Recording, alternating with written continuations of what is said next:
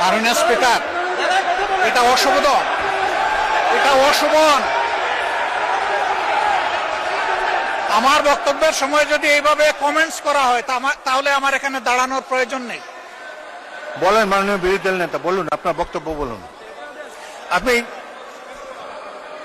মাননীয় স্পিকার, আমি সম্মানিত সংসদ সদস্য এবং স্বরাষ্ট্র মন্ত্রীর প্রতি সম্মান রেখে বলতে চাই, আজকে নতুন করে তিনি এই শব্দগুলো উচ্চারণ করেন নাই। সংসদ অধিবেশন যেদিন থেকে বসা শুরু হয়েছে সেদিন থেকেই তিনি তুচ্ছ তাচ্ছিল্য করে সবাইকে বক্তব্য, উনি নিজেকে কি মনে করেন আমি বুঝতে পারি না। এমনকি তিনি সেই দুঃসাহস এখানে দাঁড়িয়ে তিনি দেখিয়েছেন, তিনি বলেছেন যে এই সংসদে তিনি শিক্ষকের ভূমিকা পালন করবেন। আমরা তার ছাত্র হওয়ার জন্য এখানে আসি নাই। মাননীয় শিক্ষকতা করতে হলে তিনি একটা ইউনিভার্সিটি খুলুন, ওখানে যার পছন্দ গিয়ে ভর্তি হবে, ওনার লেকচার শুনবে।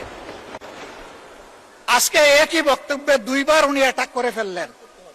আমার সঙ্গীরা তো মনে করে, আমি নিজেও মনে করি যে এইটা কালচারাল না, এইটা পার্লামেন্টারিয়ান ফ্যাসিজম।